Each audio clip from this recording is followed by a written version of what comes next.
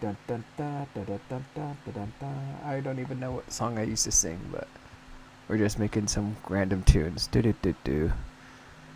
And You should just sing a... we are live. Thank you for joining us on OreAni for the end of the summer season 2025. With us we have Jessica, Hello. Vinny, Thanks for having me. and as always myself. We may have Albert joining later. We don't know. We'll see. And we like to make a call out to our good old pals. Was it Nick and DragonWarrior? Since they can't join us right now. Hope to see them soon again.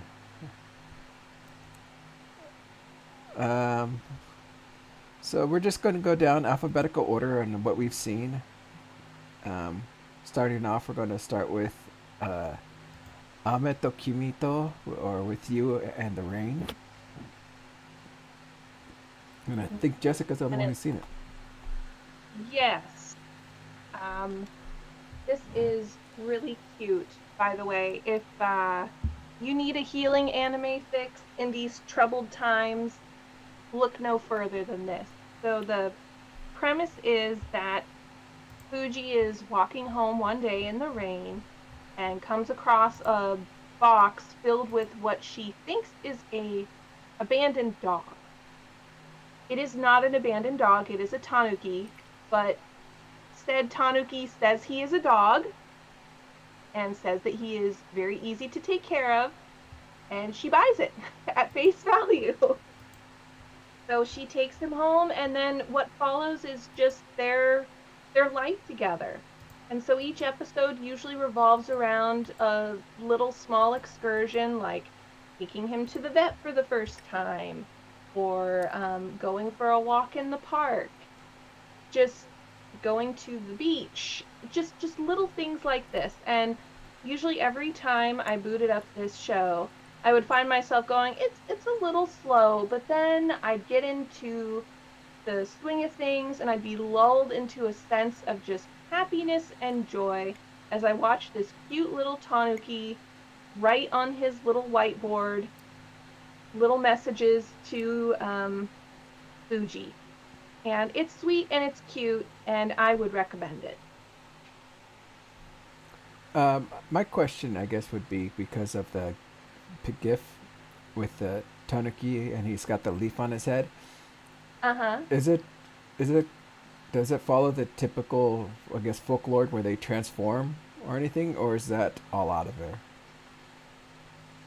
He doesn't really transform, although there's an implication that he might have at one point because she goes to buy dog food and there is a clerk in the store that recommends a particular type of dog food to her, but we do not see this clerk's face.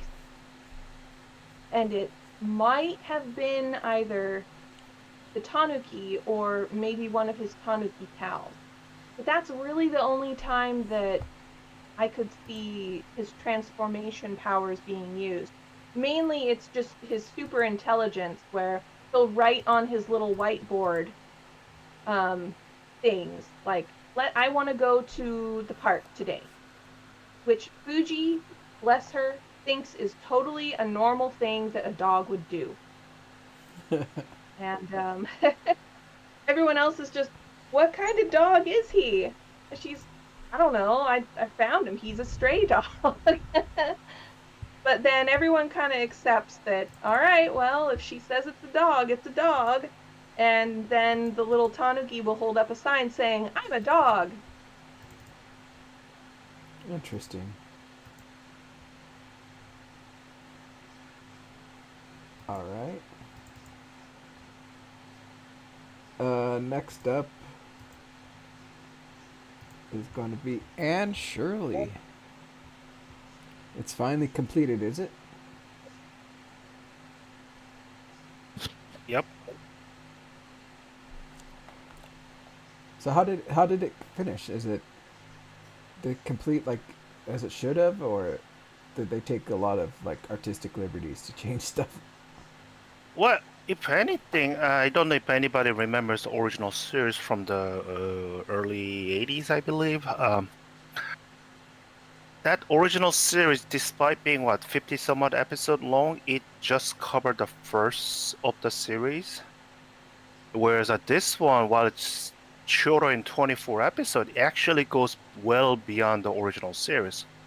Then I realized that it's not just a one volume series. Actually, there's a more to that. There's an original series, then there's sequel to it, and sequel to it, and so on and so forth. So this takes her all the way from the time where she was adopted to this the family at the Green Gable, all the way into the where she grows up into the adults, goes to college, goes through a lot of issues of being growing up, and that's where it ends. So I don't think it deviated from the book itself. If anything, I think the original series took a lot of creative liberty in terms of storytelling between the narrators and stretching out some of the nature sceneries thing. They kind of cut through all that just to get to the meat of the story. So yeah, it is very faithful to the book itself. I believe some of the scripts are literally word by word, as I think I had. I don't know if I just mentioned it or someone else did mention about that. Um, the series, I do find the first half of the series to be more interesting. That's when the end is still, younger girls living in the Green Gable, whereas the second half focuses on the parts where the so it's kind of the draws a line when one of her adoptive parents passes away, and timeline goes well beyond into that, and I guess she loses some of the youthful innocence as she grows older, which is natural and understandable. But I find myself that earlier episode where she's just discovering something new every day, having fun with her friends and bickering over little random stuff. I still find that to be more interesting, the more mature end where she has to deal with issues about deaths and separations and everybody developing their own relationships that results in marriages and what have you, where she tried to navigate through that little rough sea out there where she wants to find herself that Mr. Prince Charming and everybody else is expecting her, her to eventually get married to her friend, and while she still wants to just maintain the friendship. And I'll keep watching and I'm thinking, so this is a case of a friend zoning heart. But animation itself remains a pretty solid. There's really not drastic difference in quality, which is a fortunate part of it. And anybody who's interested in this series, this is probably better ones to watch instead of the original one from 80s. It's better paced for one, and voice acting is just simply much better, and so I could just go on and on for. But I'm glad that they wrapped it up properly, and I don't know if they will pick up another classic series and turn this into routine or not. But for one, I'm glad it's done in a two core, not gonna turn into season 2 and season 3 and season 4. They could do that if they wanted to. There's a lot more books that goes by, but I don't think they should. I think some of the audience's interest kind of start to wane down at the second half. That includes myself. All right. Anything to add, Jessica, or should we move on? I don't think she was watching it. She knows the story, and she had said that there's a TV series and other things that. Yeah. I saw it a little Yeah, highlighted, so I just thought I'd ask. I dropped it, but not because it was bad. I think if you have never seen or read Anne of Green Gables, this is definitely something you should check out. All right. Thank you. Next up is Ugly Mug Epic Fighter, or Busaman Gachi Fighter. Our first isekai to talk about. So, let me see. Actually, who watched this all? I forgot to look that up. Sorry, You excuse did, me. Tank. Am I the only one? Well, I watched about halfway through, so. Okay, there it is. Okay, so spoilers for anyone who's gonna maybe want to watch it, but it's kind of hard to talk about it without it, I think. So basically, we have this guy his whole life, right? He's lived his whole life just being classified as the ugly person, right? And Yep. he's knowledgeable about that. He knows what he looks like. He knows how he's regarded. So to him, that's nothing new. He's always lived with the confidence, but after being, falsely accused of a crime, he kind of turns his back on his pure heart and kind of goes into the deep end. And then he finally gets a chance to relive his life and in this isekai world that's very, very similar to your typical RPGs. Now, this is where I thought it was going to be him at the beginning, how he was always talking about he wanted to leave and how he wanted to go on his adventure as with all of his power. And I thought that's what the show was going to be, but I was highly incorrect because he actually changes midway through and actually sticks with the group for a lot of it. And you realize throughout watching this that everyone is connected in some way. Even if you don't really see it at the beginning, some way someone knows each other in their alternate world. So that in a sense was a little bit fun to see how everyone was connected. But then again, I was kind of disappointed because I was kind of expecting him to go out on this epic adventure, the OP guy that goes out and has fun and saves everyone. But it didn't turn out that way. And am I disappointed? Not really, because it was pretty fun to see how all these characters and you learn their flaws before they became who they are. And I guess because of how she is, Saika kind of does grow on you a little bit.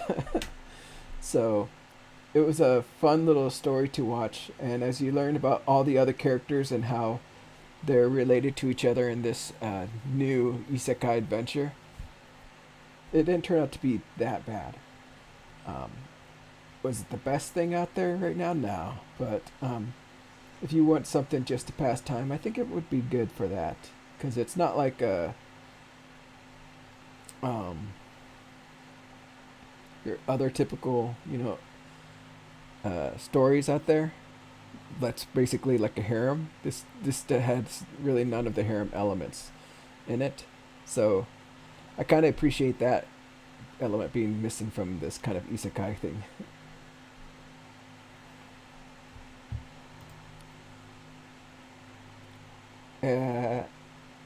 You want to add anything else, or are we good to go to the next title?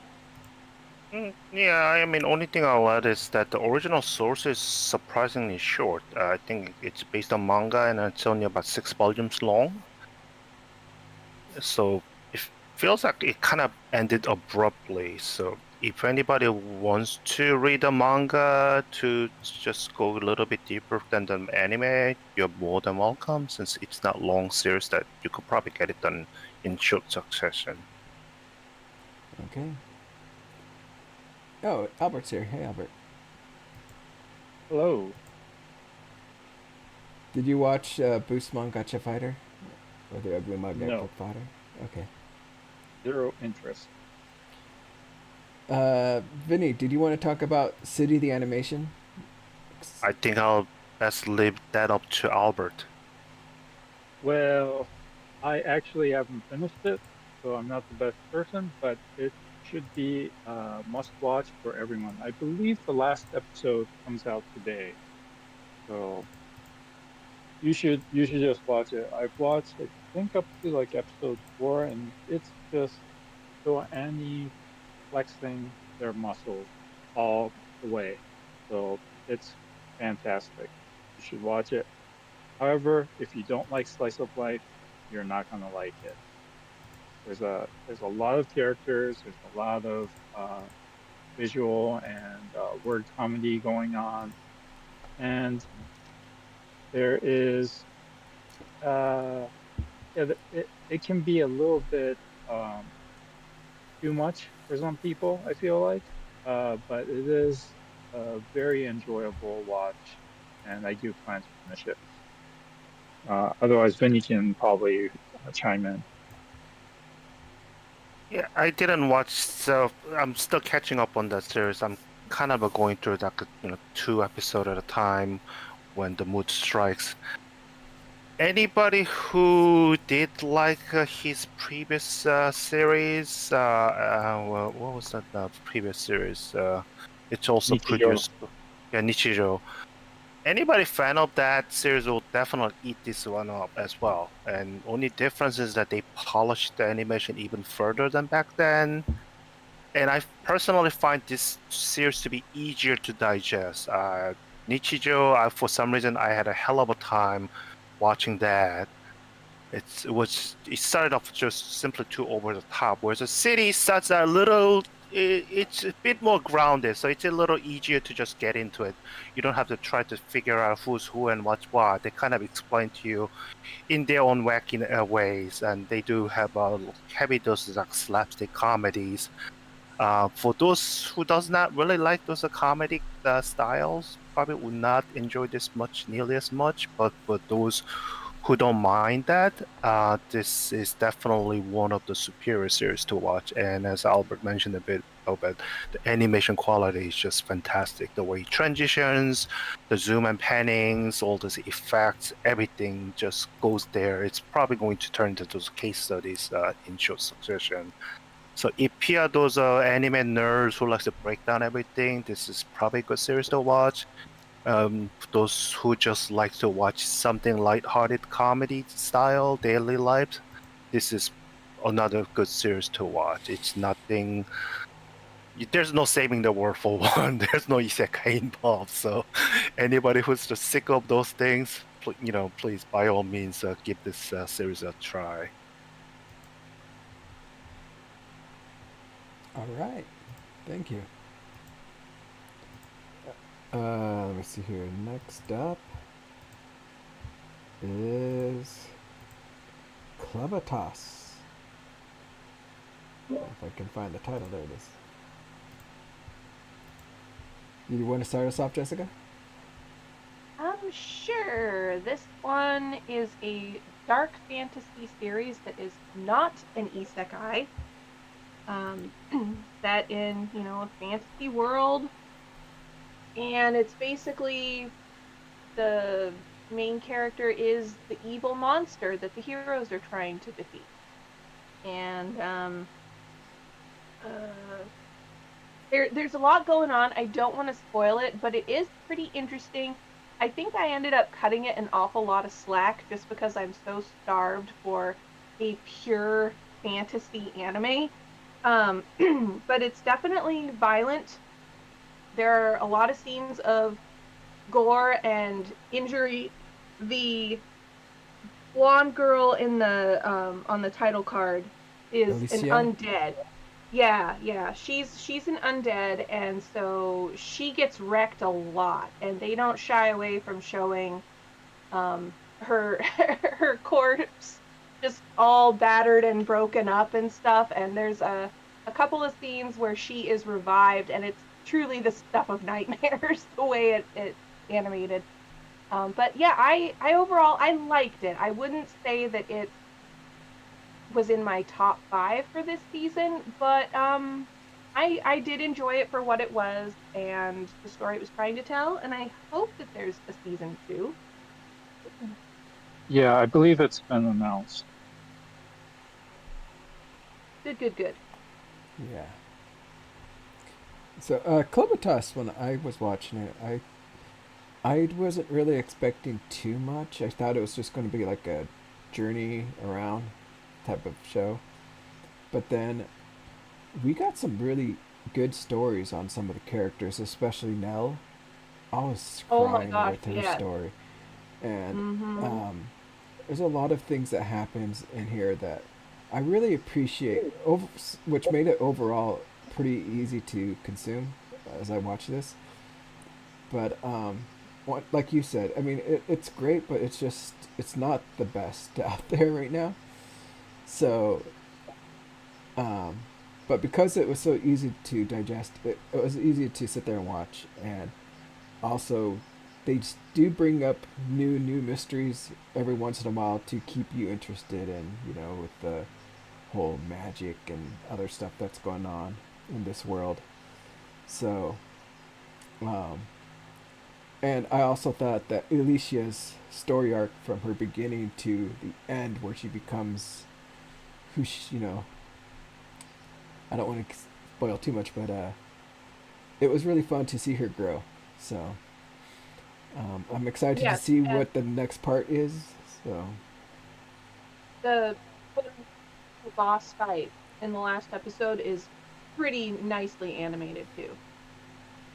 And Did the animation quality keep up throughout, or was there a dip in the middle? Because it opened with a double length, I believe, that first Mhm. episode, and it was really nicely animated. And the second episode was also, I thought, pretty decent, but I just had too much on my plate, and I've been reading the manga. And, when you've read the manga, you can skip over things that you're not that interested in or can gloss over. And I knew what was kind of the story coming forward. So at the pace that it was going, I decided I'll stop. So that's why I dropped it. On other, if it was another season, I might have kept up with it because it looked pretty good. But do you know if it dropped off or not? It didn't. I would say that there were less wow moments throughout the series, but there wasn't any time where it dipped to average animation or below average. It was pretty Okay. consistently good. But the last episode had some really amazingly animated scenes that made me vocalize wow when I was watching it. Cool, cool. I might check that out then. Yeah, you might want to look at those at the very least. And yeah, Alicia's story is pretty good, and then Nellaru's is it's pretty freaking brutal and sad. But yeah, I overall I liked her arc too. yeah.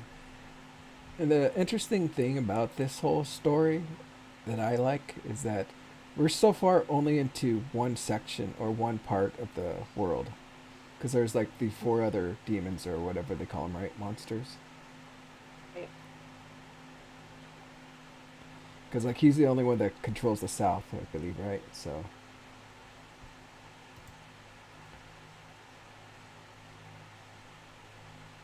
let's go ahead and go to the next title,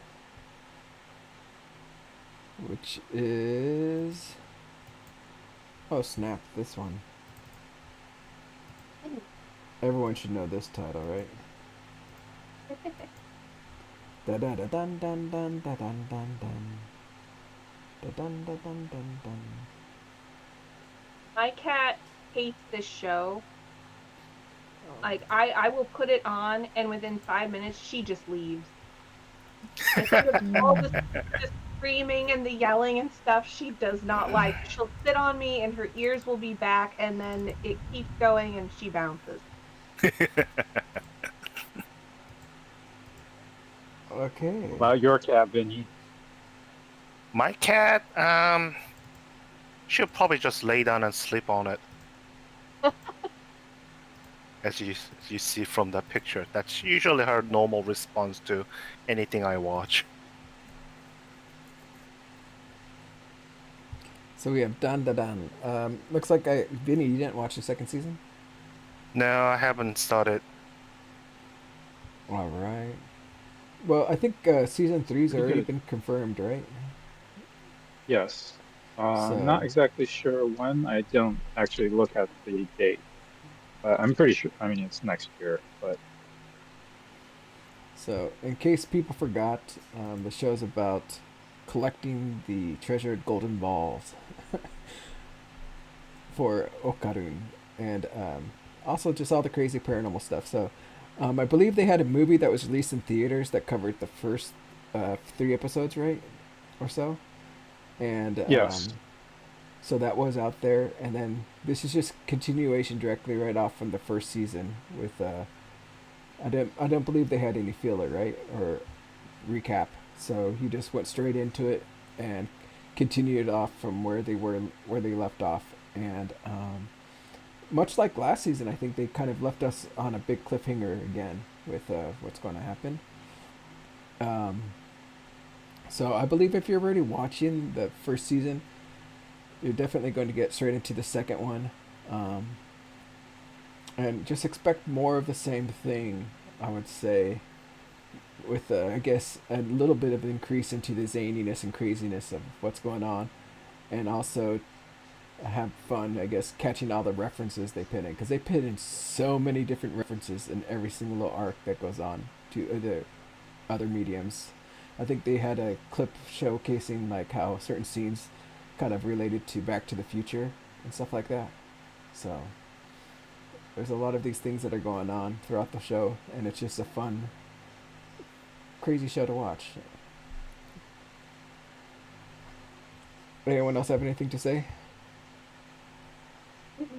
I mean, if you liked it, your first season, you're gonna still like it. It's been great. I think I did notice some sort of like animation drop in quality, but it's still above, any other show. So when it's fantastic, it's fantastic, and when it's, dropping, it's still very good. So story-wise, it gets to the kaiju battle scene. So if you've been reading the manga, you know where that ends. I guess there is some, I don't know, there's something going on the internet as usual with the new character introduction. So you know what? It doesn't really matter. I think it's still a fantastic adaptation. They've added things in where in the manga, which is the original source material, the manga might have, just a page and maybe 4 to 6 panels, and that's expanded in the anime to several minutes.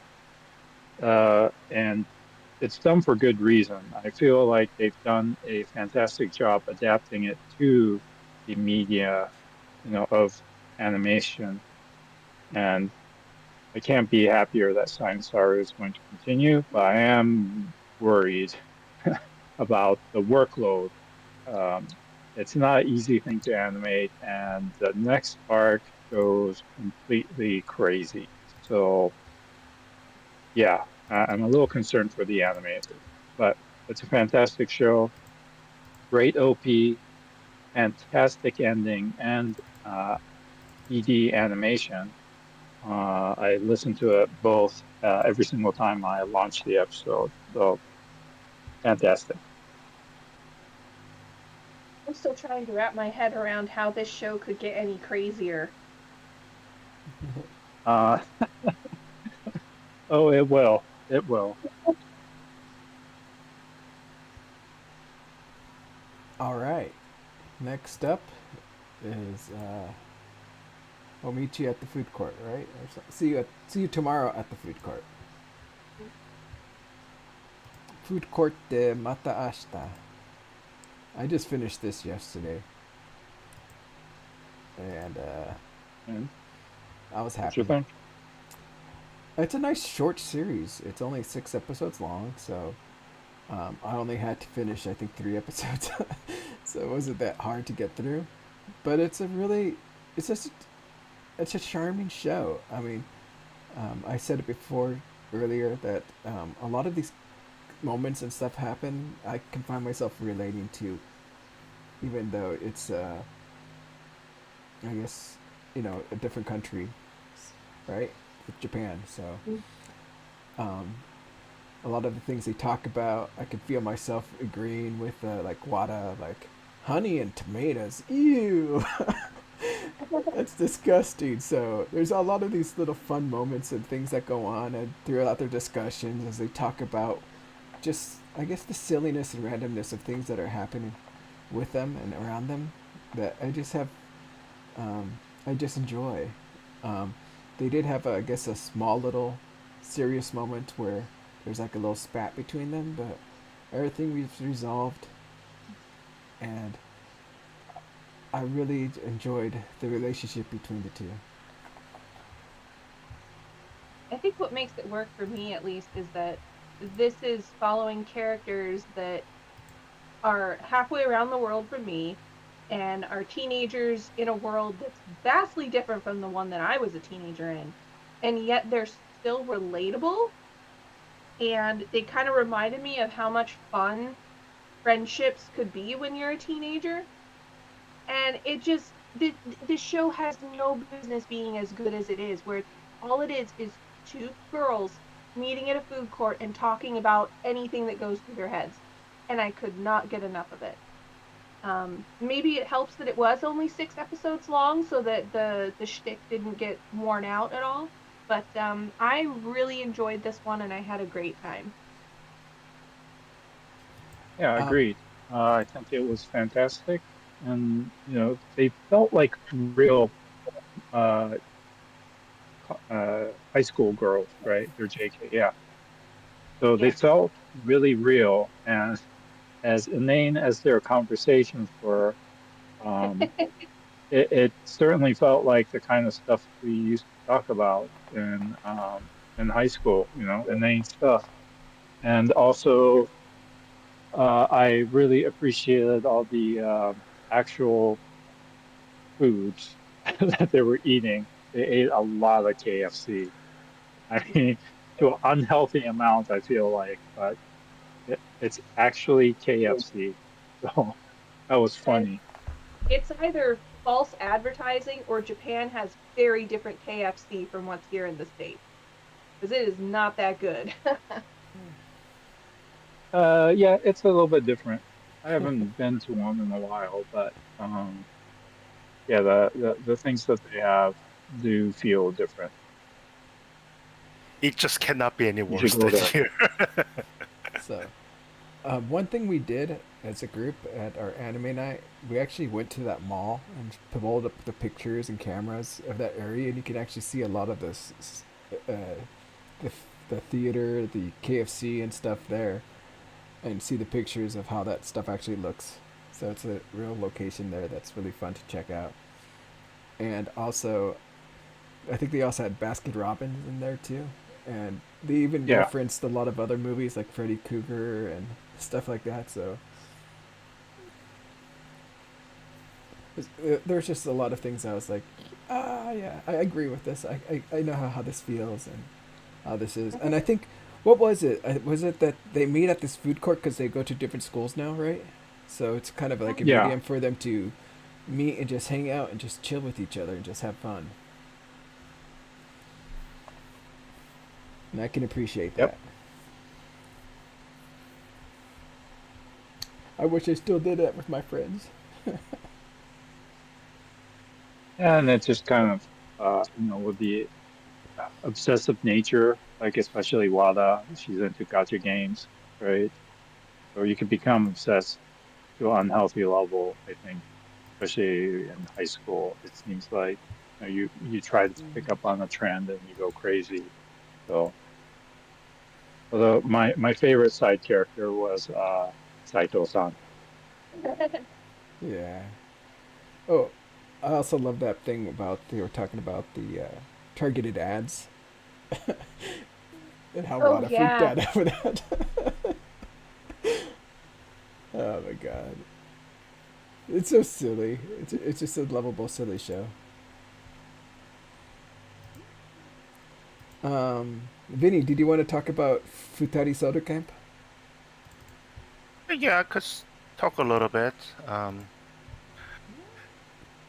So this series is about this main character features this very grumpy old middle-aged man named Gen, who takes pleasure in going camping by himself.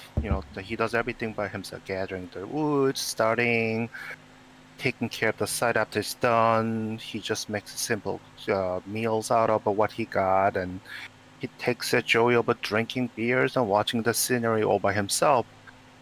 Then he was rudely interrupted by a girl named Shizuku, who decided to go on camping, but she was woefully ill prepared for it and ended up getting lost and having to rely on Gen to basically save her butt. And he made himself pretty clear that how annoyed that he is that having to help anybody, let alone some random girl.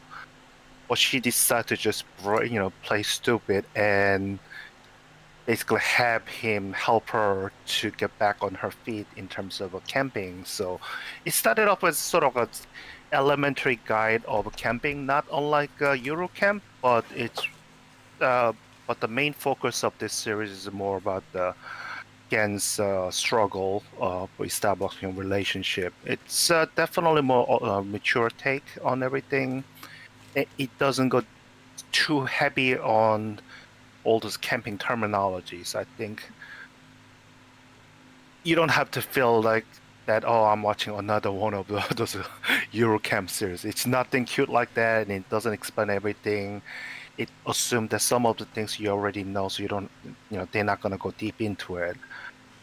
Then eventually they discover the joy of coming into compromise where Gen will teach Shizuku how to be able to camp by herself. In return, she'll decide, okay, I understand that you don't like to be hassled by anybody when you're camping, so I'll keep my distance as best as I could. In exchange for you helping me out how to do certain things that I don't know, I will cook the meal for you, since you look like you could probably enjoy better meals. So they go on this weird adventure, which doesn't make sense to the whole lot to the other people, including some of his friends, when he tried to explain this weird cohabitation arrangement that's going on at the campsite. It's like, wait a minute, so you're going camping by yourself, and yet you have somebody who's camping with you, literally next to you, and that's the whole. That's pretty much the synopsis of how this series is. Animation's okay. It's not super high quality. It doesn't really. And I believe I came across one of the talking head talking about the worst anime of the summer 2025, and somehow this series got thrown in there. I'm like, wait a minute, it's not that bad of the series. Yeah, it's just plain looking series, but when it comes to the story and execution, I thought it was pretty properly put together, and it's targeted for more mature audiences. It doesn't go into the cheap tricks. Yeah, Shizuku is a very shapely girl, but she doesn't throw herself into create those ecchi moments. It doesn't have that, and they are both level-headed for their own weird ways. And series is basically all about how to try to make this weird camping arrangement work for both of them. And I believe this is a 24-episode 2-core that's running pretty much caught up to the manga, at least in the stateside. I believe in Japan it's going on for over 20 volumes, but for the US readers, it's up to volume 8.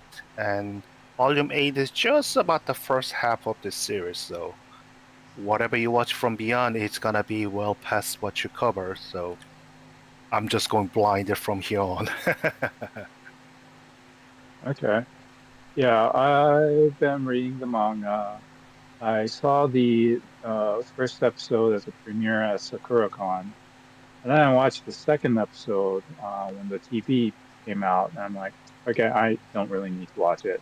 There was a huge drop, I felt, from episode 1 to episode 2, and then I just wasn't that interested. And also, I did not realize when you're first reading the manga, you just, like I said, you read at your own pace, you gloss over things. And then the anime, you're stuck on their presentation timeline. And I forgot how annoying Shizuka is. And she basically is completely at fault, yet blackmails Gen into doing this thing with her, because he saw her while she was trying to get warmed up and take off her wet clothes at his campsite, right? So it really, yeah, that was super not great for any female.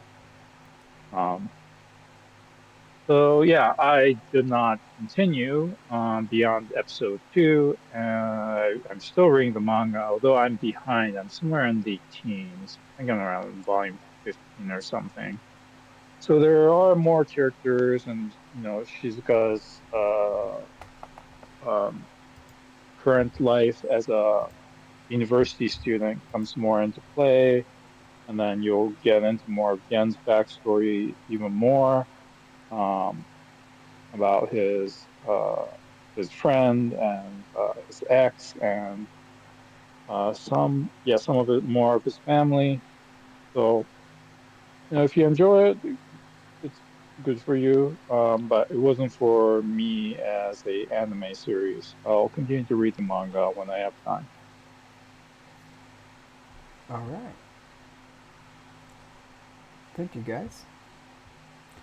Let's see here. Next up is Kuchiakuta.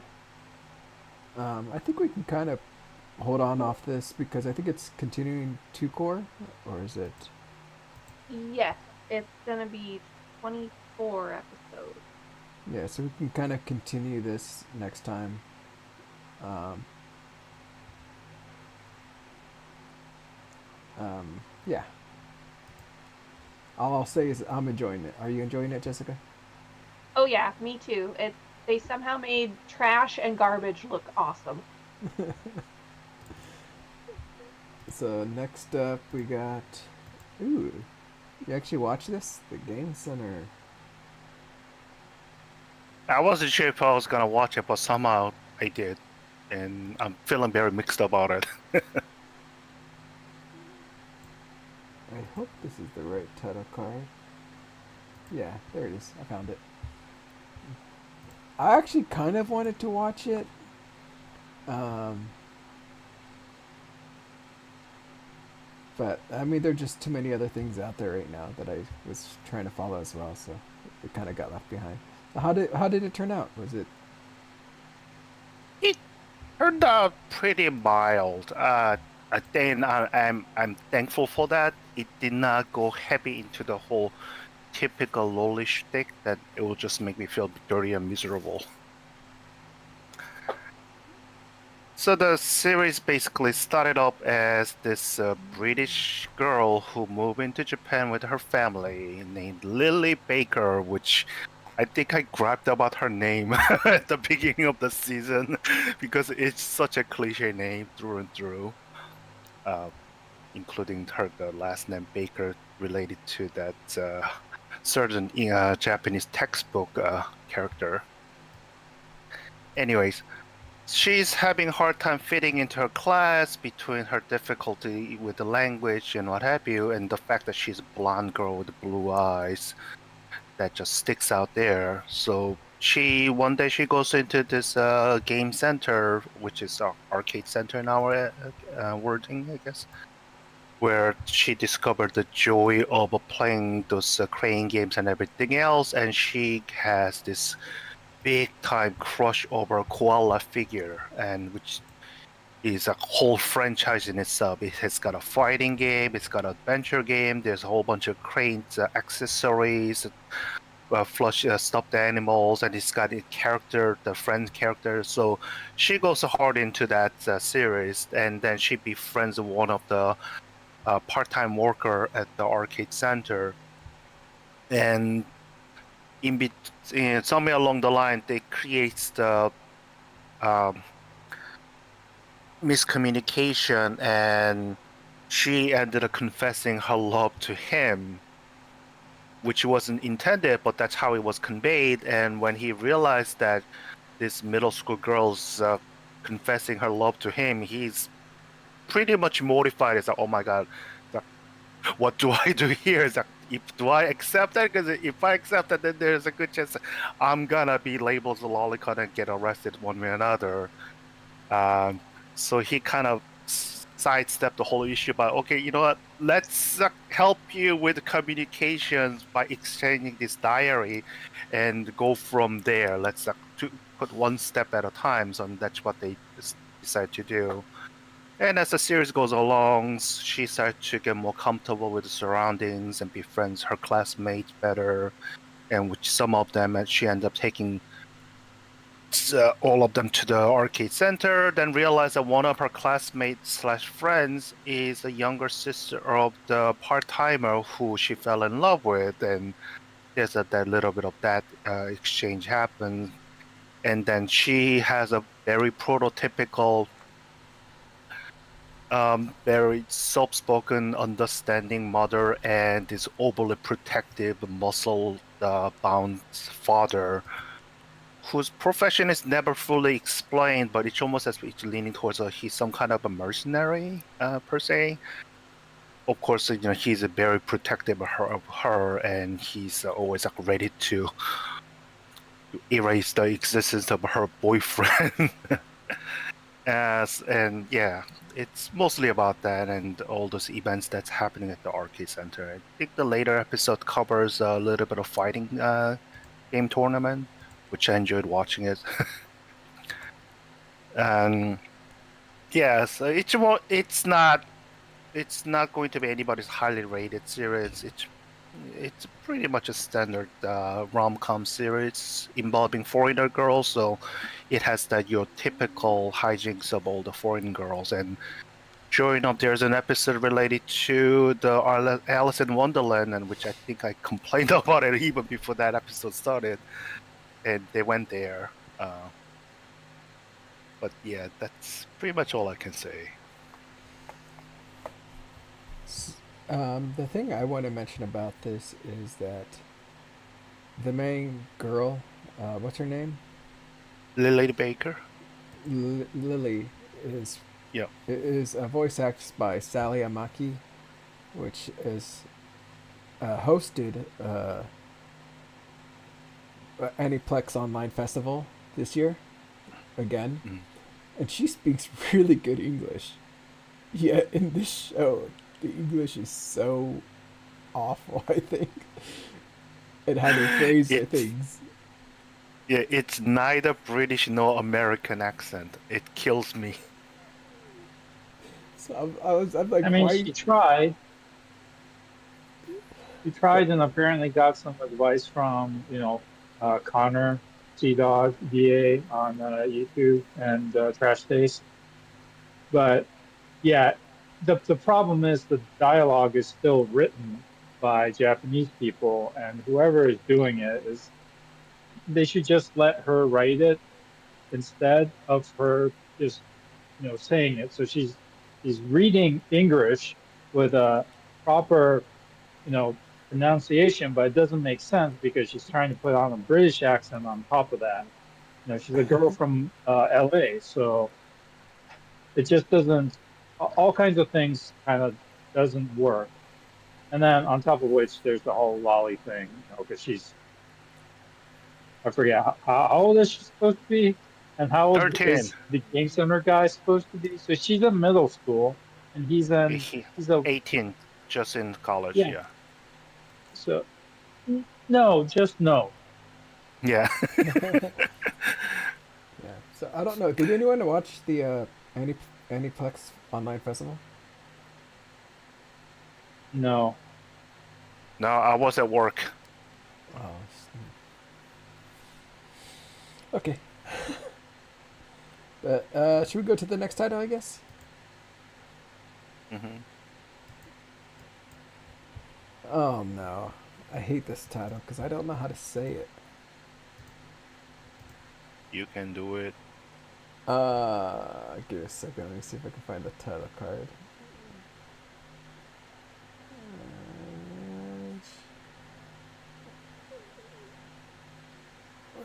is it?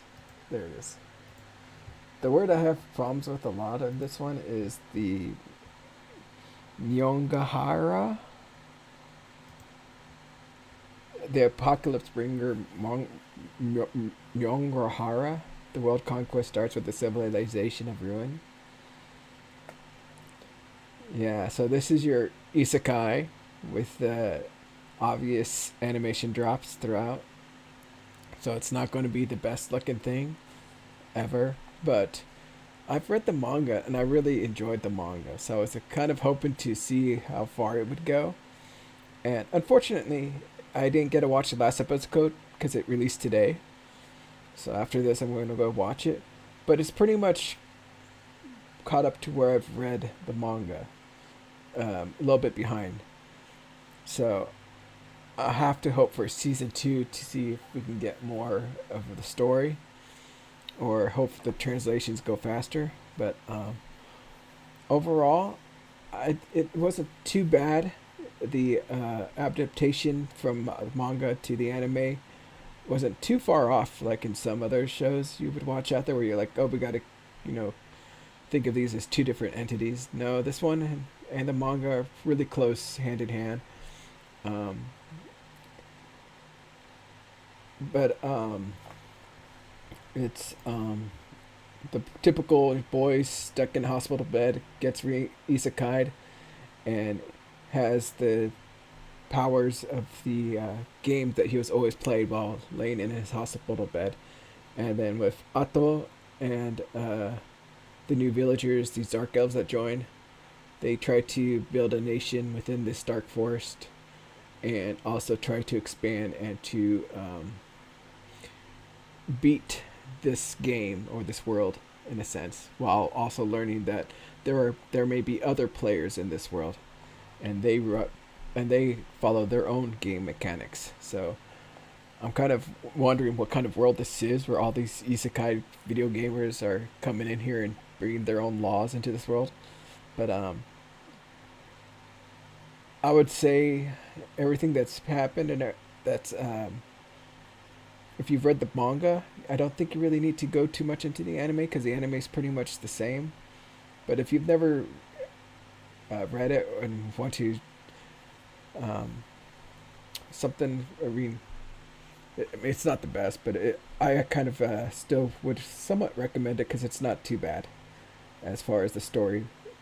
The animation needs a lot of improvement, but other than that, at least there's no CG horses, at least.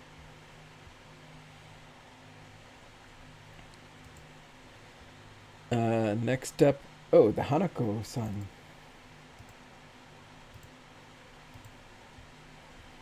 That's really gone this long? Yes, I'm not sure what volume of manga we're up to now, but it's chugging right along. I mean, I've read 22 volumes and they still haven't caught up to it yet. But I don't have a whole lot to say about it since it's the second core of a second season. So if you haven't jumped on the Hanako train, there is something wrong with you, but I know it's popular because there's always a lot of cosplayers out there with it. Oh yeah? That's cool. I think we can skip the vending machine in another world, right? I'm surprised to hear there's a season 3 announced. So, wow. I don't know what Kool-Aid they drank to decide that third season is even needed or worth it, but somehow I guess it's dumb enough to be super popular. Okay. I watched the first episode of season 2 and I was like, nope, I think I had enough. Kamitsubaki. I really wanted to watch this, but there are just so many other things that I didn't get to watch it. So I think we can kind of pass through this, or did you have anything to say, Jessica? No, I dropped it after 2 episodes. Okay. Oh, this one. I think this is like a lot of people's favorite show this season, right? Uh, where's the title card? Oh, the fragrant flower blooms with dignity. Yeah. Koaru This hana wo rento saku. this one just debuted on Netflix, so I'm not caught up with it, and I think there's only 6 episodes out so far, out of a total of 13 or 5 episodes. There's five episodes out of 13 out. So What was it? yeah, Was it like unfortunately, the first 3 episodes were released every week and then it just stopped, right? no, it was nothing came out until a couple weeks ago, and then it was episodes 1, 2, and 3, or maybe just 1 and 2, and then they're releasing an episode a week, which is really strange. I thought that they'd moved away from doing that. I like it so far, though. It's really beautifully drawn. Um, got some school rivalry and a budding romance, and it's sweet. And I'm going to keep watching it. All right, so I'll try to not give too many spoilers, I guess, with my uh, commentation. But it's a wonderful show that's been adapted from a manga, and I've read a lot of the manga. I can't remember how far I got, but there's so much more um, in the story, and it follows, of course, um, I think his name was Rintaro, and um, Karuko as I guess your two main things. I think we kind of, I think at the beginning of the season we did this like it was a kind of like association with like a Romeo and Juliet, right? The two houses that fight against each other because of they're two different schools. Oh my So gosh, I did not pick up on that until just now. Oh, I have to turn in my Shakespeare card. so these two that are from like these kind of neighboring schools that don't see eye to eye because one's like an all girls high class school and the other's known as the troublemakers, um, you know, um, dirty ruffians, whatever you want to call them, right? So there's a lot of Delinquents, yeah. delinquents. Yeah, there's a lot of prejudice amongst each other. It's like, oh, you're just nothing but a snob. Oh, you're nothing but a hooligan, kind of thing going on. So the show kind of focuses on Karuko and Rintaro and how they try to. Um, I don't want to say they try to get past it, but how they meet outside of this whole rivalry, and then how everyone that's within it kind of perceives their relationship and how they meet with each other without knowing the full story of everything. So there's a lot of misunderstandings. There's a lot of um, kind of butting heads with each other. Like, there's no way this could happen that way. We should know you them better than you because they're part of us. Kind of back and forth. But it's nice to see how Rintaro kind of opens up with Michelle and becomes more assertive thanks to Karuko, and how everyone else kind of also starts opening up and becoming more accepting of everyone. It's that kind of story. So we won't have the double suicide or anything like that. It's a little better story than that. So um, I hope you really enjoy it and continue watching it because it's a wonderful show and it's very beautiful. I think it's the one of the 3 shows, right? That's by Cloverworks right now, Oh, and that explains it, yeah. yeah, and they did a really good job. So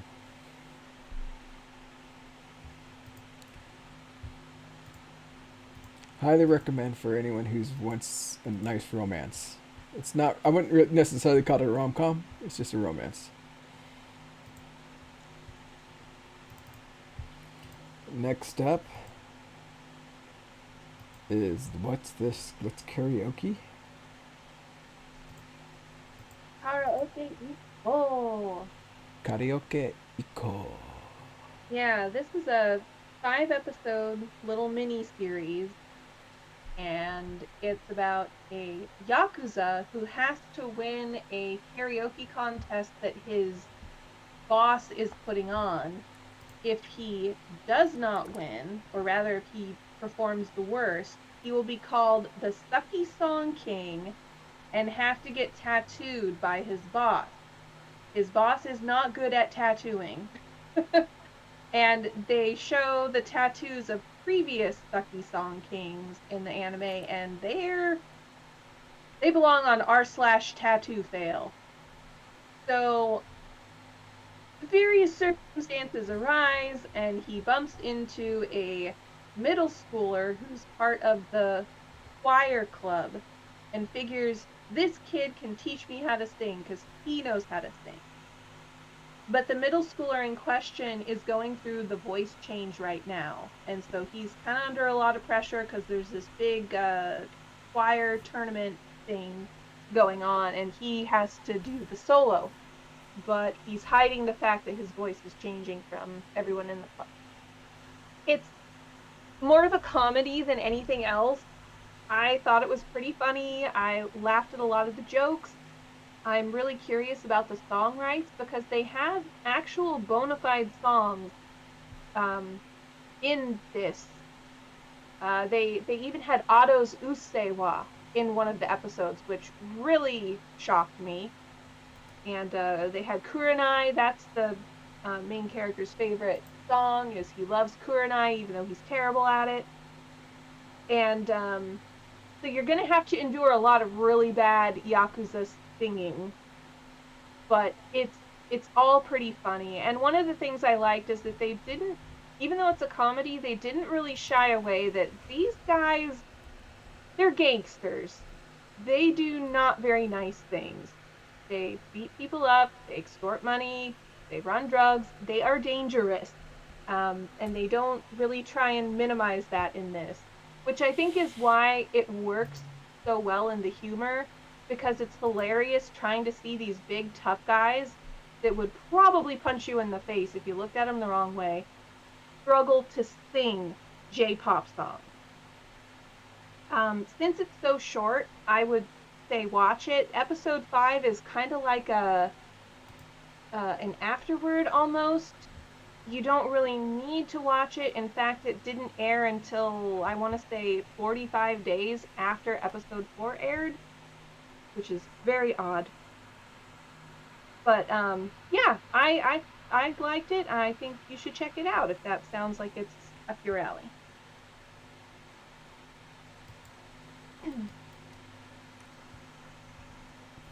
All right. Let's go ahead and go to the next title, which is, I think we can skip the Shy Hero and the Assassin Princess. And go to this next topic here, which is the private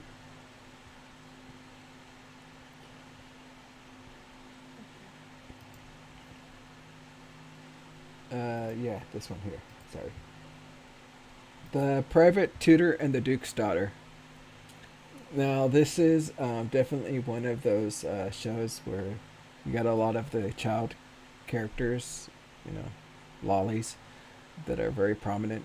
And even the main characters made fun of a lot. Alan, for being a guy that just captures all these little girls all around him.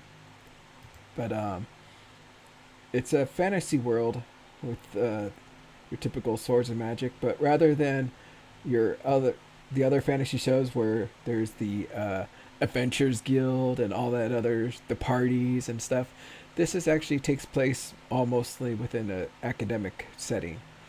So you don't have to worry about that, Vinny, if you ever watch it. But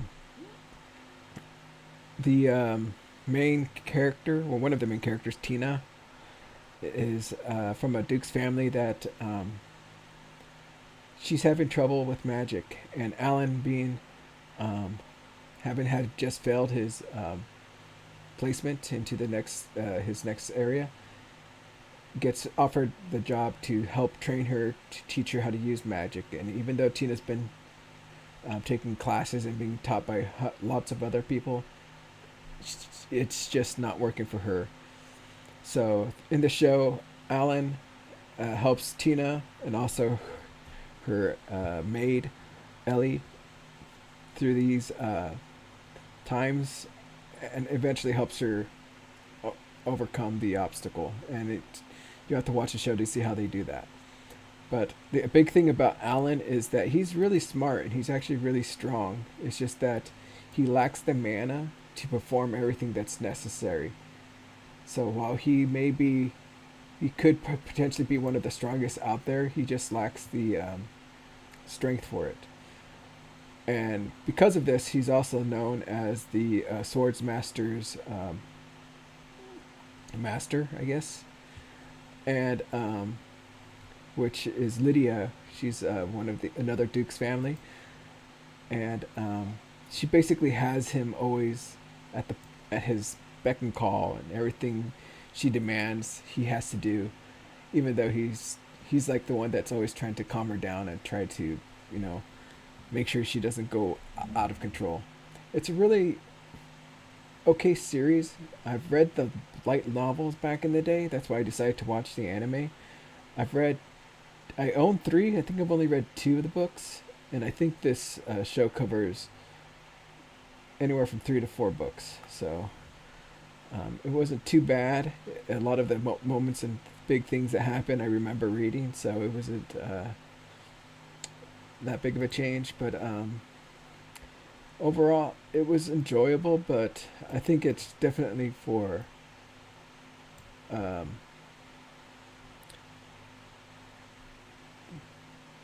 certain group.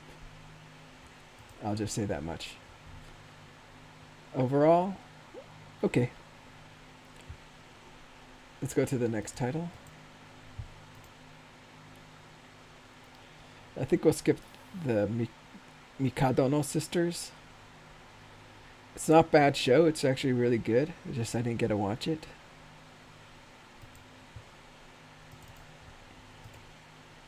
And next up is the Water Musician.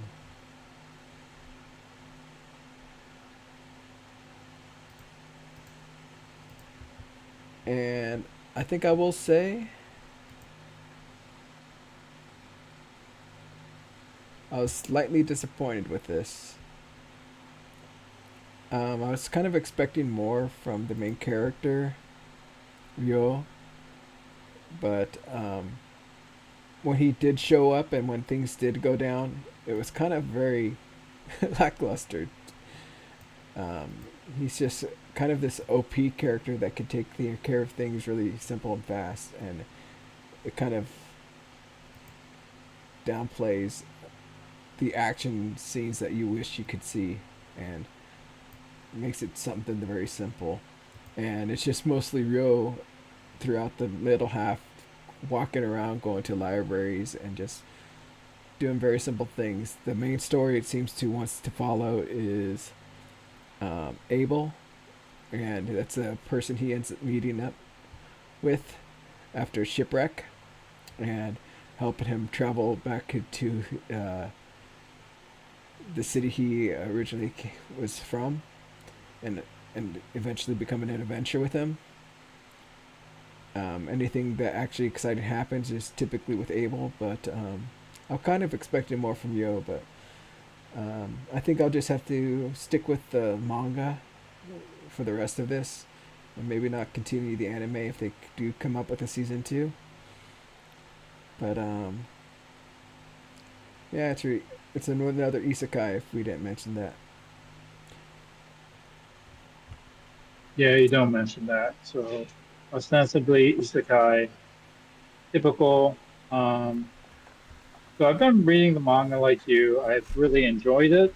I know the light novel, there are many, many more volumes because the story arc, I think there's like 4 other major story arcs after this one. So there's a lot of source material. The adaptation, like the first episode, especially like if you look at the OP sequence, looks great, right? But then after the first episode, it's just steadily declines into very mid to even poor territory.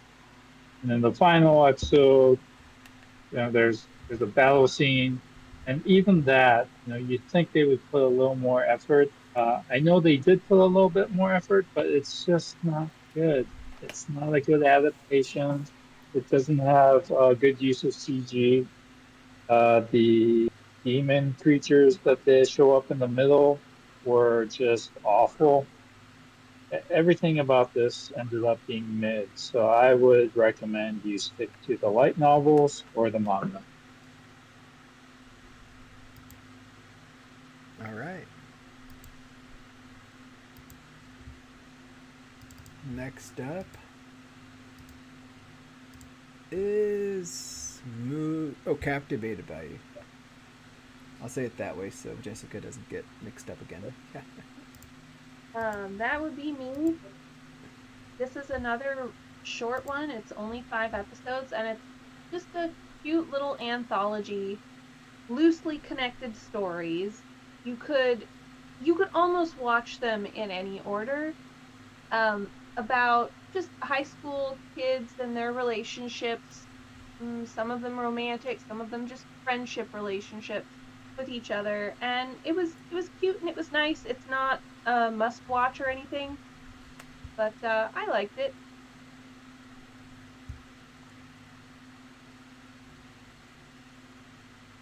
You said it was an anthology? Yeah. Oh, this is another short thing, just 5 episodes, huh? Yeah, it's just 5 episodes, and so each episode follows 1 or 2 characters, and I think they're all in a similar geographical area, even though most of them might not go to the same school. They go to schools in that area. I don't know. I just saw this is from the same studio that did that karaoke one, which makes me wonder, is this the same world? Oh, I don't think so, because in the karaoke one they have accents, and in this one they don't. It's just the typical Kyoto Japanese, Tokyo Japanese. So I would say unlikely that they share the same names. Okay. Let's go to the next title, which is again you, Jessica. Yeah. What is this? What is this show? Looks weird. Necronomico and the Cosmic Horror Show. What is this? That is a really good question. I guess I should preface this by saying that I'm not super knowledgeable about the Cthulhu mythos or Lovecraftian deities or anything, so I can't really say if this show does a good job representing those things. But the basic premise is a bunch of streamers lose consciousness, like really popular Japanese streamers lose consciousness one night, all of a sudden. And then a bunch of Z-tier streamers get an invite to, I don't know, participate in some sort of game at an abandoned amusement park, which sounds totally legit. So they go there and come to find out the great old ones have possessed the bodies of the major streamers and have this VR game that the lower streamers have to participate in. And so it's kind of like a death game where people get eliminated, except instead of dying, they go insane. Because, Cthulhu mythos and stuff. And it's not really like anything I've ever seen. One thing I liked is the character designs of the great old ones are pretty cool. They're loud, neon, bright colors that just you don't see a whole lot of. And I really liked their take on some of those characters and stuff. Cthulhu is a lady in this one, because of course she is. and they've got Miohinger and shoot, I'm losing it. All right, the great old ones have interfered with my brain, and I can recall none of their names now, which seems appropriate. But if you like just stupid nonsense fun, then you might want to check this out because it's basically a death battle with Moe Cthulhu, and there's really not much else to say about it. There's not really any huge plot twists or anything that you can't see coming a mile away, but I still had fun with just how ridiculous it was and over the top. So I don't know. I liked it, but I don't know if it's gonna be something that would appeal to everybody. Did you ever watch that other show about Cthulhu? Oh, Nyarlathotep? Yarlathotep, the crawling something? No, I never did. Oh. So, again, I'm just saying, I guess anything with Cthulhu is just crazy and wacky because that show is insane as well. All right, let's see here. Up next, I think we could skip Nukutashi because if you're watching it, you're watching it. That's all you can say about it. It's basically like semi-hentai where there's definitely sex happening all over the place, and it's based off an Edo game, so... I didn't watch all of it anyway, so we'll go to the next one. Ruri Rocks, or how do you say it? Ruri no Hoseki.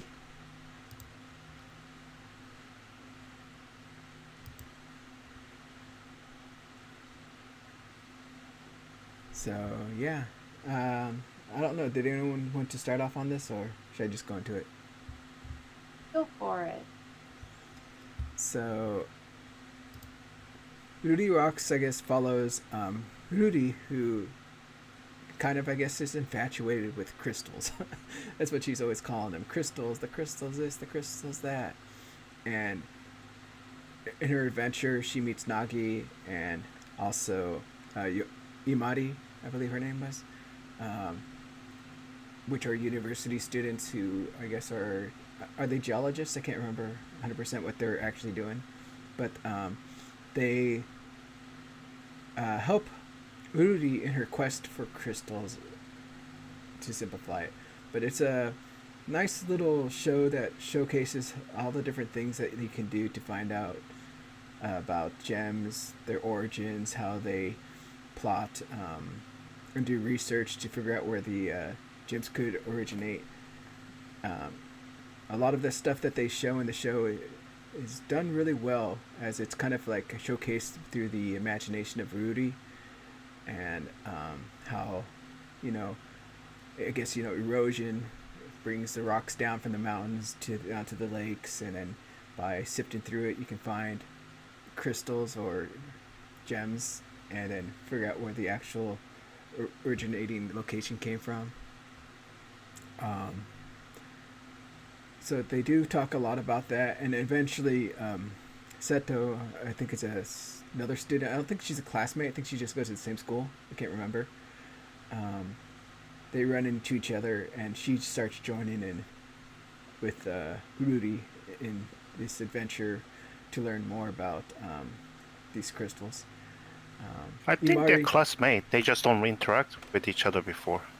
Okay, I couldn't remember. But Rudy tends to be very pushy and very assertive, and also has somewhat of a short attention span, unless I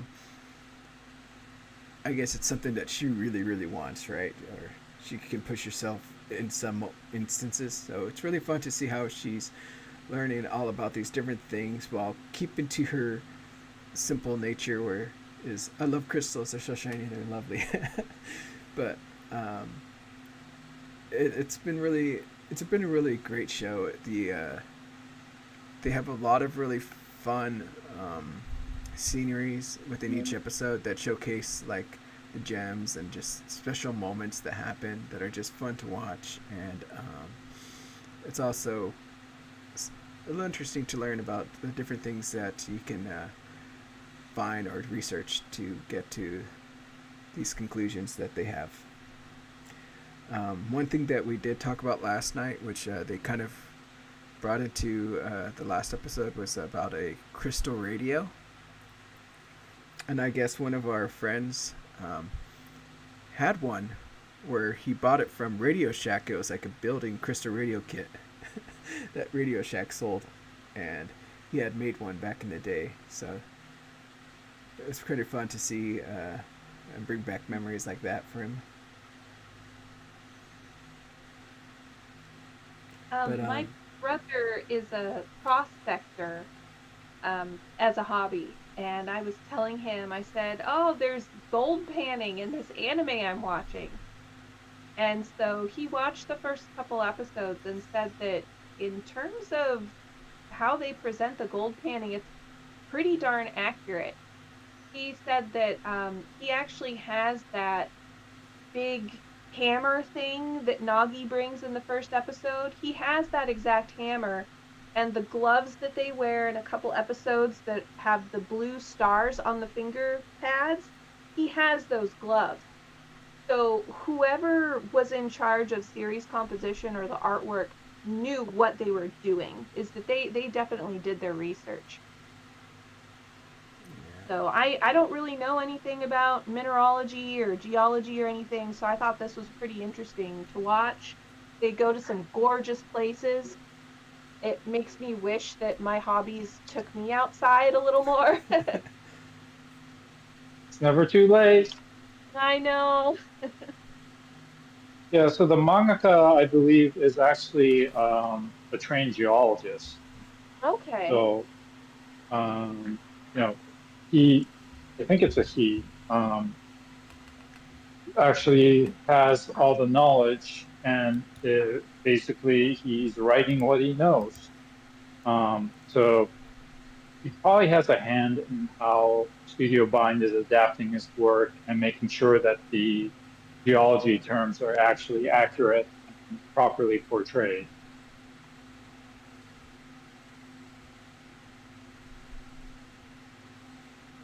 Mm-hmm. Sorry, I was looking to see if I could find out where this came from, who the original person was. But it's a fun show, and I think they're somewhat, but not really, subtle with their fan service for some people. But at least they're not kind of throwing it super into your face for some people who may hate that. Except fan for the service. first episode. Yeah, seriously. No. The first episode, oof. Yeah, so it does have its fan service, but at least it's not like boom everywhere for you. Anything else about the show that we can talk about? Or, I mean, it's just a show I think people should just kind of go pick up and watch right now. Yes, although I did want to say that the gold nugget that Ruri found, I believe in episode 3, that's about $50,000 that she just pulled out of the river there. It's an unbelievably lucky find. Some of that stuff in there, I'm like, no way. Like, what was that? After the dam, there was all those rubies or whatever it was inside that, like a lake. Yeah, sometimes it beggars belief how just gosh darn lucky she is with finding all this stuff. But it looks pretty, you know. There's some very beautiful shots and lovely drawings of gemstones, so I don't complain too much about that. And they do a good job of also talking about a lot of the safety concerns and stuff. You know, oh, we can't go here, we can't move this. There's certain regulations and laws and stuff like that. So, but that's all for Japan, not here. We got to learn all of that stuff here. Yeah. Vinny, did you want to say anything about the Bunny Girl Senpai, or should we wait? We can pass for now. Okay. Unfortunately, I didn't get into it either. But, next up is, oh my god, this show is beautiful. you know, the Secrets of the Silent Witch is, is my show I get excited to watch every single day right when it comes out on that day. We're still one episode away from the finale, so it's not 100% complete. And it did irk me a little bit that they did have one episode that was like a filler, where it just did a recap. I think up around That episode 5. really, I was so disappointed when I signed on to Crunchyroll and saw, what was it, 9.5 or 5.5 or something. Oh, Yeah. man. But this show, just everything about it, just I love.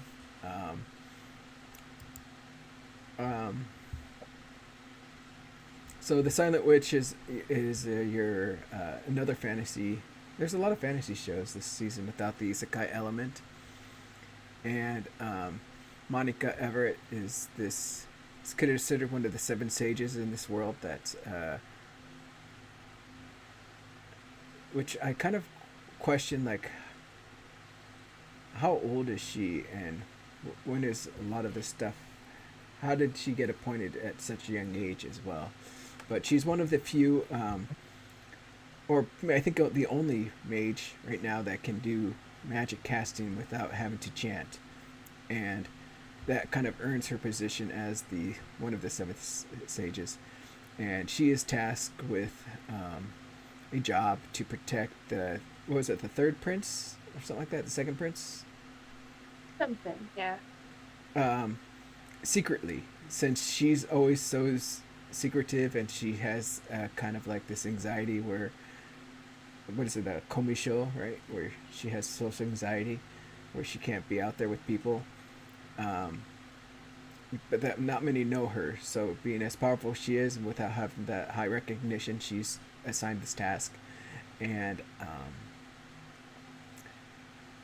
she enters the school and enrolls and starts her job, and eventually becomes, I think, the treasurer, because of how she loves calculations, or just the whole thing about calculations. It's so a little bit weird about how that's about with her, but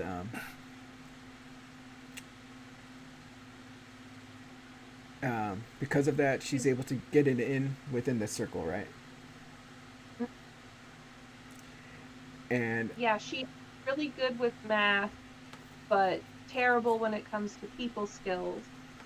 And that is a big drive behind how she is able to develop silent spell casting. It's because she doesn't like talking in front of people. And magic requires talking. Therefore, I'm gonna not say anything and still cast my spell. Is kind of her logic, which I get. So the show, when it comes to spell casting, especially when it comes to Monica, is done very beautifully. I'm just in awe with all the things that happen. I mean, even though it seems kind of simple at some moments, it's just still just like, it's pretty. And I don't know if it's because of her mathematical sense, where she's able to cast these spells and make them look nice, maybe because of that whole mathematical thing, obsession she has. But everything in this show is just really nice, and even the characters, what's her name, Isabel, her friend, and her villainess portrayal is hilarious. Persona, yeah. So there's a lot of interesting characters within the show that are really just a hoot to get to know. We do have one character that becomes eventually the antagonist for Monica at one point, and how they resolved that was very, very chilling. I thought it was really cool. Yeah, that was something else.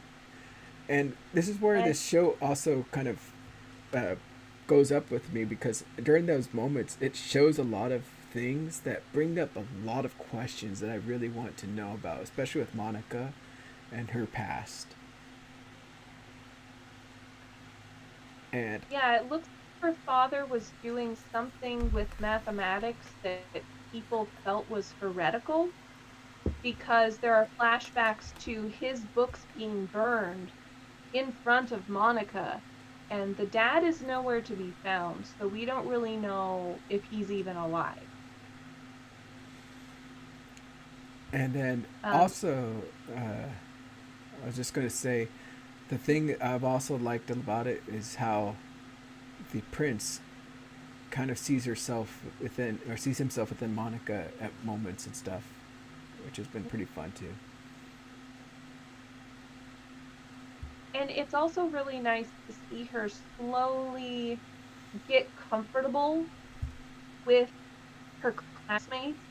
So it's not one of those, oh, we're gonna cure you of your social anxiety, or this is something that you need to overcome. It's more like she feels comfortable with these people who have been kind to her and who treat her as friends, and that's how she's able to talk more, interact more, do things like join the chess club, and slowly kind of follow the path of self-actualization. And that's a really cool thing to see. Also, shout out to her cat, Nero, who's a familiar, right? And he can turn into a human. And at the beginning of the series, she does not like him to be in his human form. She likes him to be a cat. But I think kind of towards the end, she's more used to it. She doesn't complain about it as much. So it's just these real subtle ways of showing that she is growing as a character. Yeah. And then what was the servant of the other guy? The servant of the other. Oh, you mean The bird? The blonde maid? Yeah, I loved it when those two were doing that whole story at the chess club. Gosh, that's funny. But it's a great show. I would highly recommend this to a lot of people. Mm-hmm. Yeah, so. Yeah, it's probably one I'm going to end up buying for my collection. I like it that much. The music is exquisite. The animation is solid. It might not be very flashy, but it looks pretty. And I really like the characters a lot too. Especially Monica. You root for her. You want her to succeed and navigate everything as best as she can. Yes. I think we have until, I think it's Thursday it comes out, right? Or something like that. Or Friday, the next episode? Yeah. 5 days from now, the last episode will air. Okay. Let's go to Friday. the next one. This title again. Dress Up, Darling. Season 2. I mean, what did you think of it, Vinny?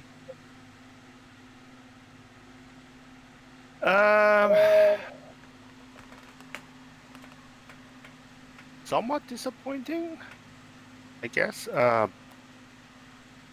It's I felt as if animation and the overall mood changed somehow, and I didn't really took it that way when I was reading manga, but for some reason in animation it just feels quite different, especially the first episode where it was involving one of the anime series they watch, so the style difference was expected, but somehow, and I feel as if the entire episode, and especially the first couple episodes, just feels very different than the season 1, and not in a good ways. And it's as if marine character design became very less detailed, If you recall from the first season, you can see from her eyes it's very well designed, details. It's got the alluring, the eyelashes and all that going on. But with season 2, I feel as if I was seeing less of that. it shows almost as if they try to hurry and making sure they meet the deadline kind of thing going on. Yeah. And second season emphasize I guess lesser about Marine's love for the oldest characters and wanting to be cosplay. Yeah, there's a cosplay involved, but it has a more of interpersonal dynamics and Marine's falling in love with Wakana and wanting to be in a relationship. And I think they dwelled on a little bit too much of that. And I think that kind of turned into a bit of a slog towards the end. It is nice to be able to see other characters and other cosplayers getting involved into it to make it things from stale. Having said that, the way the season 2 ended kind of gives me pause as to how are they going to wrap up the series given the popularity of it. I don't see how they'll just end it here and be done with it, but then there isn't enough material to really turn it into proper season 3 with another 12 episodes. My guess is that they might want to turn the rest of the material and just go out with a bang and turn it into a movie, and I think that will make the most sense of it. And if they decide to go with that route, I'll remain hopeful since the last arc features that amazing looking character. That's all I'll say for now. To me, I guess the biggest change would be that I felt like the first season targeted mostly just Marin and Gojo, and also focused on a lot of his struggles. And I really enjoyed those moments where it showed him struggling and trying to push through and get through these moments. And those were some of my favorite moments within the first season. While it seems that the second season now focuses on group settings, right? Where it's mostly cosplaying in larger groups. We're meeting a lot of new characters. We're meeting a lot of new people. So we're kind of stepping away from this thing where it's mostly how do these two learn and enjoy the cosplay to more how we're going to interact and be with all these other people. How can we enjoy cosplay all together as a group? So, and then of course they stick those random moments of the romance between her and how she wants to express her feelings to him. But I can kind of see how it wasn't as good as the last season because I didn't feel like that those prickly moments that Gojo had at the beginning that made me just like, you could do it, man. Everything, it's hard, I know, kind of thing. While this one is just mainly like, what are you gonna wear this time now? I actually liked that though because this felt very comforting to me, and I know that the reality of cosplay is probably not as wholesome and welcoming as the anime made it out to be, but with the world in the state that it is right now, it was just really nice to know that I could turn this on and I was A, guaranteed to laugh, and B, I could see people being excellent to each other, where they were all very supportive. There were a couple of times during the class play where Gojo was a little, I don't know what they're gonna think about this, but all of his classmates were like, dude, you're awesome that you can do this. That's really cool. And there was another kid that admitted that he watched this really girly drama and got super into it. And everyone's all, that's awesome, man. There wasn't any putting down or shaming because of these feminine coded hobbies. There's also the young man that likes to cosplay as women. And so he's at a cosplay and the girls are like, oh my gosh, I had no idea. That's super awesome. And it's just this so positive all the time, and I really needed that. So I liked this season very much. Also loved the episode where he stays the night, and there's a misunderstanding in the store there that just, oh my gosh, I laughed so hard I cried. It's great.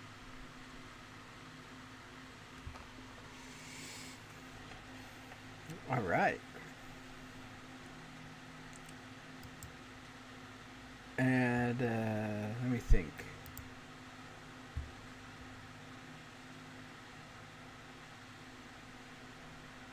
Trying to think. I think this is this the second one that's done by Cloverworks, right? Because we did the Blooms with Dignity, this show, and then there's one more. I can't remember what that last one is now. Bunny Senpai. Oh yeah, Bunny Senpai. So we kind of glossed over that one. So again, once again, Cloverworks. They've been doing some interesting shows and making them look pretty.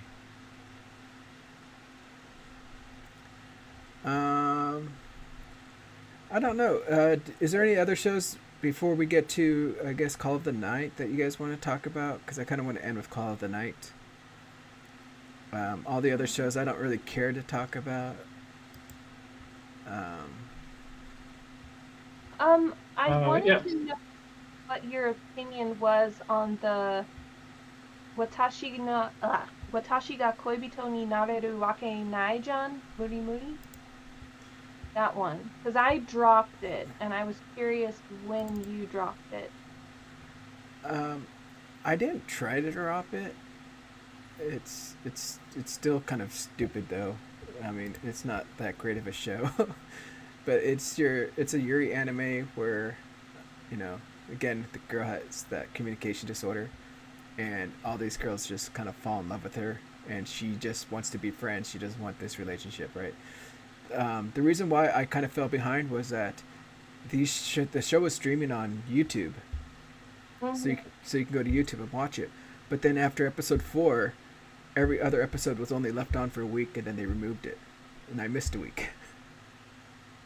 So I was like, oh no, I can't watch the So that's why I kind of broke my watching of it. So Yep. Right. it seems like it's going by arc. You know, we got the what's her name, Mai at the beginning, her arc, and then you got Satsuki with her arc, and then I think the last arc is Asuji, which is where I kind of left off when she was going to the hot springs with her. But I guess it's just these moments where all of these girls kind of confess their love to her in some way or form, and she's trying to convince them that I just want to be friends. I don't want this love relationship kind of thing. But of course, it all gets out of hand. There's a lot of moments with a lot of fan service. Yeah, I kind of dropped it for the reason of Rena made it very clear. I just want to be friends. I just want to have a friend who will play my zombie shooter game with me. And then all these girls are running around trying to have a romantic relationship with her, and I don't know, that just didn't sit right with me. So I kind of I kept hoping that it would change and improve, but it never did. I watched episodes 1 through 6. Well, I think a lot of it has to do with her because instead of although she's flat out says I want to be friends, she's very, I guess, giving on her morals because she doesn't want to be hated. She doesn't want to be outcasted. So she'll give in to quite a few things because she doesn't want to be ousted. So that's why she even makes that deal with Mai. You know, we'll date off and on and through the end. She's always making all these compromises because she feels that she'll be, oh no, if I don't do something, then I'm going to be excluded and I can't deal with that. So that's why she gets into a lot of these misunderstandings and a lot of these situations where she doesn't want things to look bad for her. So, but then there's also where she causes a lot of these issues by doing things and getting, I guess, I don't know if you want to call it the lucky skebe moments, right? Where just situations kind of happen in a way where it's very misleading and the other girls takes it the wrong way. So So two, I can understand from the other people's because it seems like you're telling two different stories. You're saying no, but then you're doing this to me, kind of thing. So I could see how they would then push more, whatever. But I don't know how you would see it. But anything else, Albert? Did you say you want to talk No, about something else? that's the only one I wanted to talk about. So go for it, Albert. Yeah, from my end, just want to remind people that Netflix does have anime, and Leviathan is one of the new anime that they have this season, but most people don't even know about it. I actually have not watched beyond episode one. I do intend to finish it, but it's by Studio Orange, so it's full 3D CG, but and it's based off of a novel series, a Western novel series called.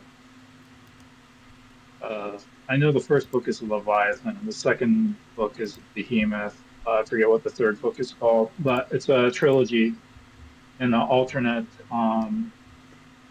alternate World War II-ish era where uh, England has developed biotechnology and that they can manipulate things, and they've created bio creatures that serve as their weapon of war. And meanwhile, the equivalent of Germany has created, mechs.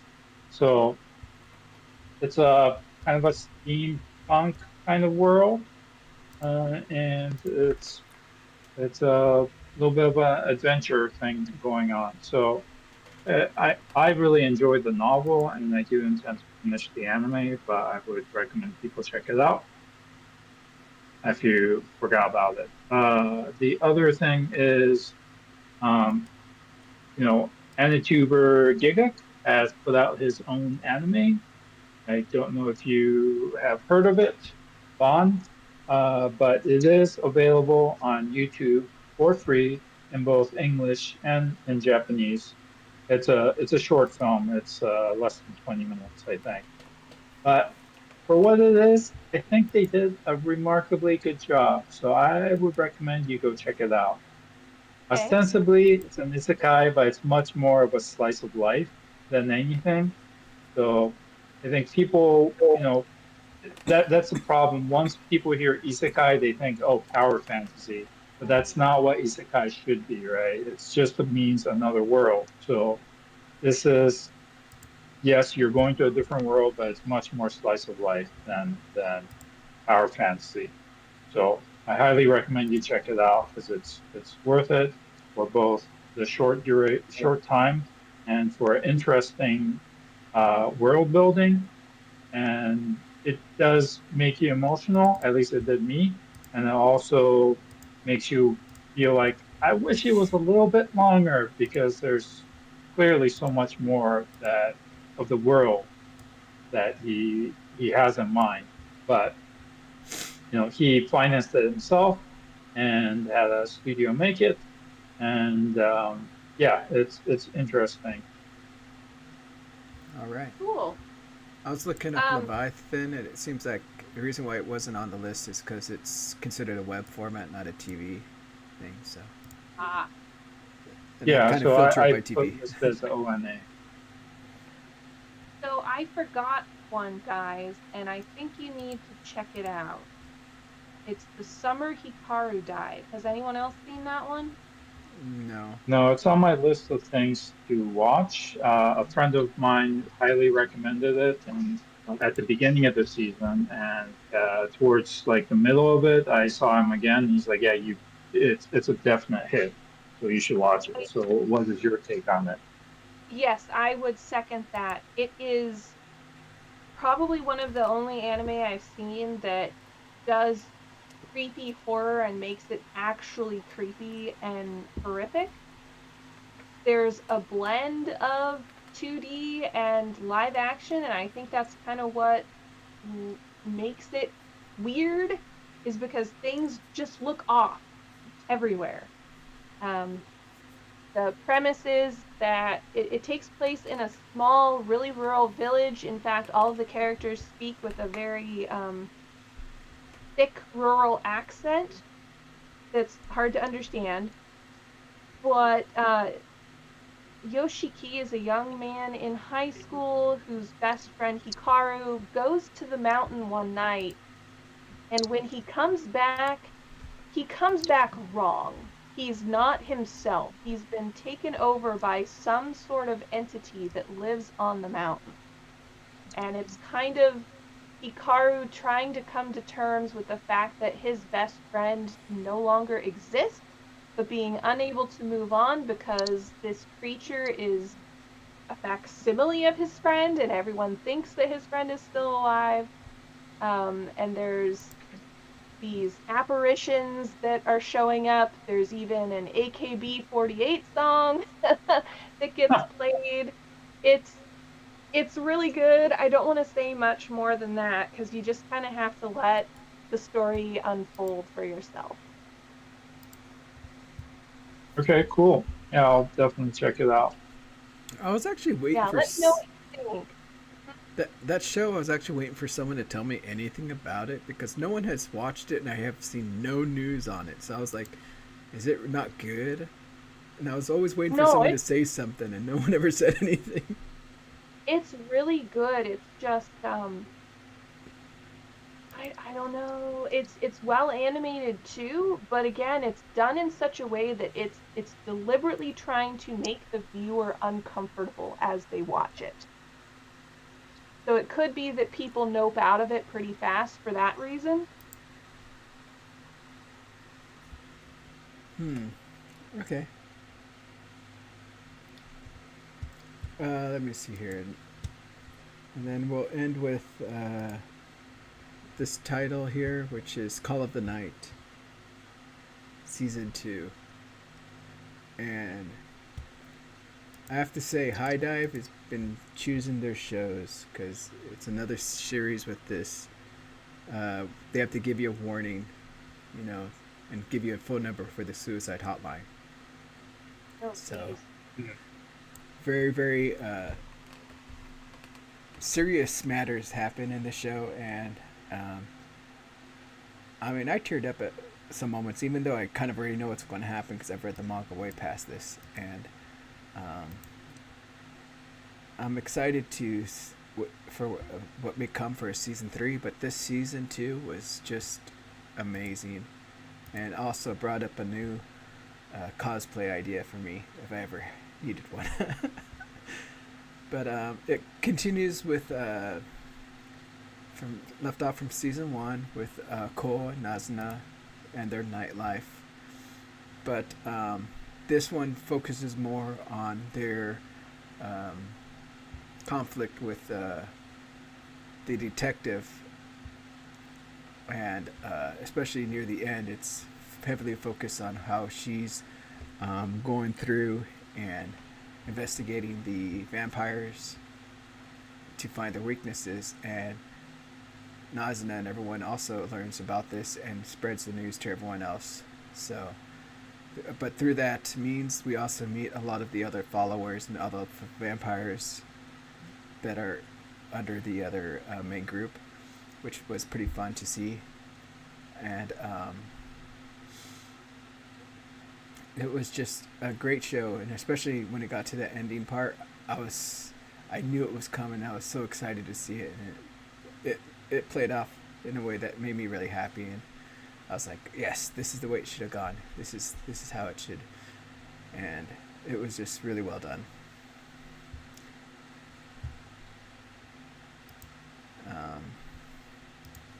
Vinny, did you drop the show or did you just not have the time? I fell behind. Oh, okay. But yeah, especially when it gets to I think the last 3 episodes is where it starts giving you the warning and about the harsh content that may come within the show. Kind of like what they did for, what was it, Oshinoko, right? And stuff like that during some of those episodes. It does get really gritty, and to the point where I was like, I was like, man, this is sad, and you can understand the mindset or that they're talking about through these moments, and you really want to give him a pat on the back and say everything's going to be okay, because it gets whew. But other than that, definitely you have to watch season 1 going into season 2, and then season 2 near the end, or throughout the I should say throughout the middle, kind of also sets up for the next arc, which is going to be coming up soon. So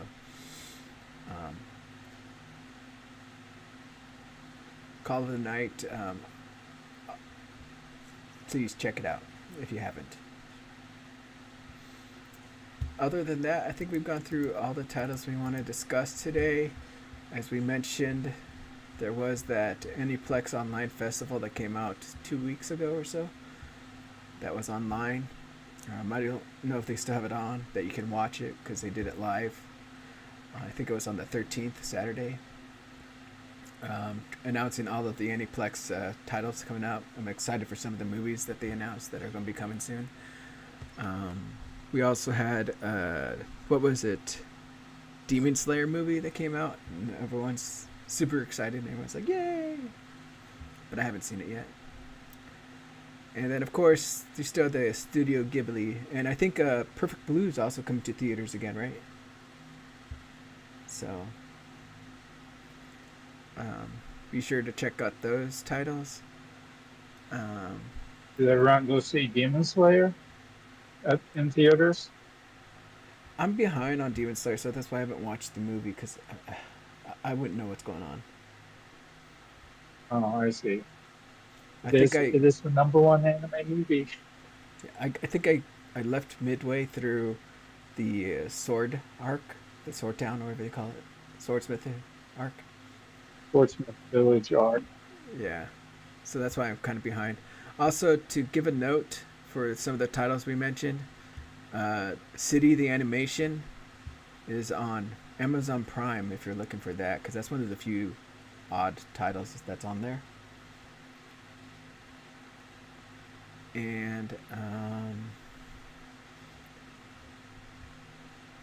I guess there's still a lot of shows I really want to catch up on this. Sakamoto Days, Shield Hero, Bunny Senpai. There's so many. This I feel this season was too stacked for me to get through everything. But hopefully everyone had and was able to watch the shows they wanted, and hopefully you can catch up with the. Because I think we got at least 2 weeks until everything starts getting full started for the next season. Any other call-outs from anyone else?